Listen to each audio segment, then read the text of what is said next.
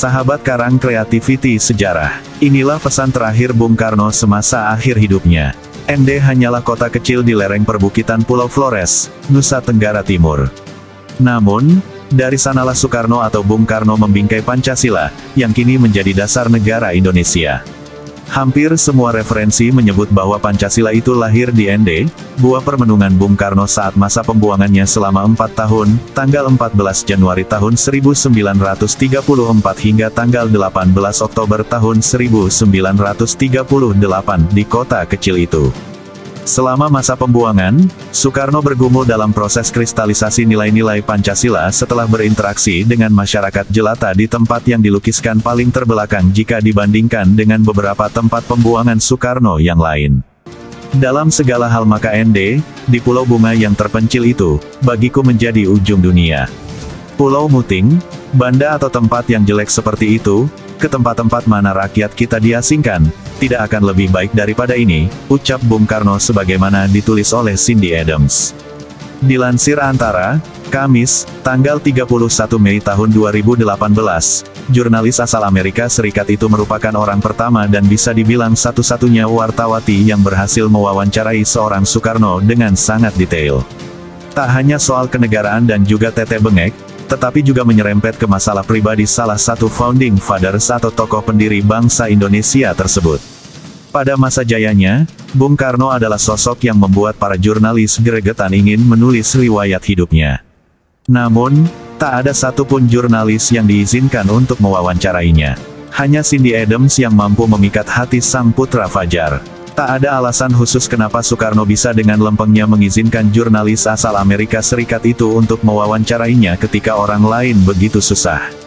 Bung Karno hanya mengatakan, Cindy adalah sosok yang baik dan tulisannya sangat jujur.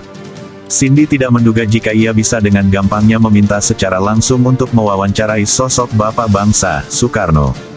Bahkan, Bung Karno sendiri tak terkesan menolak atau enggan untuk diwawancara. Cindy mengawali wawancara dengan pertanyaan yang sangat ringan dan menyenangkan. Bahkan sampai bikin Bung Karno tersipu. Kenapa Anda mengenakan peci? Apakah agar terlihat lebih tampan? Begitu tanya Cindy.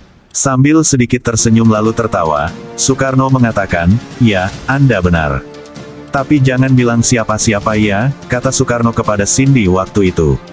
Cindy butuh waktu selama sekitar 3 tahun untuk proses penulisan buku tersebut. Ketika proses akhir hendak rampung, Bung Karno malah melarangnya untuk mencetaknya. Alasan Bung Karno melarang Cindy untuk mencetak buku tersebut sebenarnya sangat simpel, karena Cindy hanya menulis Soekarno dari sudut pandang orang pertama, seolah-olah Soekarno sedang menuturkan ceritanya lewat buku itu. Namun, sang putra Fajar akhirnya menandatangani persetujuan kepada wanita bernama lengkap Cindy Heller Adams itu untuk mencetak buku berjudul Soekarno, An Autobiography as Told to Cindy Adams versi bahasa Indonesia. Cindy Adams pernah menanyakan sebuah pertanyaan penting kepada Bung Karno, apa pesan Anda kepada rakyat Indonesia? Soekarno pun menjawab dengan jawaban yang sangat patriotik dan menggugah semangat kebangsaan. Menjadi negara Indonesia, ini adalah negeri yang begitu hebat, 17.000 pulau, dikelilingi lautan, membentang begitu luas. Tanpa semangat untuk membangun negara, mustahil Indonesia bisa berdiri hingga sekarang, ujar Bung Karno. Cindy kemudian melukiskan jawaban Bung Karno itu adalah salah satu hal termanis yang pernah didapatkannya selama melakukan pekerjaan tersebut.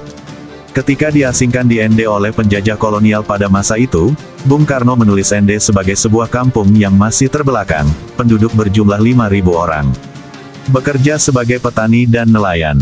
ND, sebuah kampung nelayan telah dipilih sebagai penjara terbuka untukku yang ditentukan oleh Gubernur Jenderal sebagai tempat di mana aku akan menghabiskan sisa umurku. Kampung ini mempunyai penduduk sebanyak 5.000 kepala. Keadaan masih terbelakang. Mereka jadi nelayan, petani kelapa, petani biasa. Hingga sekarang pun kota itu masih ketinggalan. Ia baru dapat dicapai dengan jeep selama 8 jam perjalanan dari kota yang terdekat. Jalan rayanya adalah sebuah jalanan yang tidak diaspal, ditebas melalui hutan. Di musim hujan lumpurnya menjadi bungkah-bungkah. Kota yang tak memiliki telepon, tidak punya telegraf, tidak ada listrik, tidak ada air leding. Kalau hendak mandi kau membawa sabun ke Wolowona, sebuah sungai dengan airnya yang dingin dan di tengah-tengahnya berbingkah-bingkah batu. bahwa Soekarno mulai merefleksi dan bekerja sama dengan orang kecil. Sejak di Jawa, ia memang sudah diasingkan dari orang-orang terpelajar yang juga sering berkolusi dengan penjajah. Soekarno pun berkeluh kesah, "Baiklah, kini aku akan bekerja tanpa bantuan orang-orang terpelajar yang tolol itu. Aku akan mendekati rakyat jelata yang paling rendah. Rakyat-rakyat yang terlalu sederhana untuk bisa memikirkan soal politik." Selama masa pengasingan di ND, Bung Karno bersahabat pula dengan para misionaris Katolik dan para imam dari Ordo SVD, Societas Verbi Divini, seperti Pastor Bouma dan Pastor Huiting. Mereka berdiskusi berbagai hal, khususnya tentang keutamaan asas ketuhanan yang Maha Esa. Aku menaruh perhatian pada khotbah Yesus di atas bukit. Inspirasi Yesus menyemangati orang-orang syahid yang berjalan menuju kematiannya sambil menyanyikan zabur pujian untuknya, karena mereka tahu akan meninggalkan kerajaan tersebut. Akan tetapi kami akan memasuki kerajaan Tuhan. Aku berpegang teguh pada itu. Aku membaca dan membaca kembali Injil. Perjanjian Lama dan Perjanjian Baru tidak asing lagi bagiku, kata Bung Karno, sebagaimana ditulis oleh Cindy Adams. Pancasila yang direnungkan kemudian dibingkai dengan manis oleh Bung Karno, sesungguhnya telah menyiratkan konsep pengakuan akan perbedaan dan kesederajatan. Keragaman budaya, ras dan agama merupakan realitas dan kompleksitas dalam kehidupan. Pengalaman hidup dalam masa pembuangan di ND, pada akhirnya dapat memberikan kesaksian hidup yang menentukan bagi perjalanan bangsa ini. Di Sukamiskin ataupun di Bengkulu, Soekarno berjumpa dengan kelompok yang masih seiman Islam, yang berbeda suku, budaya, dan bahasa. Di ND, pengalaman Bung Karno diperkaya oleh adanya fakta atau realitas masyarakat yang lebih heterogen, baik ras maupun agama.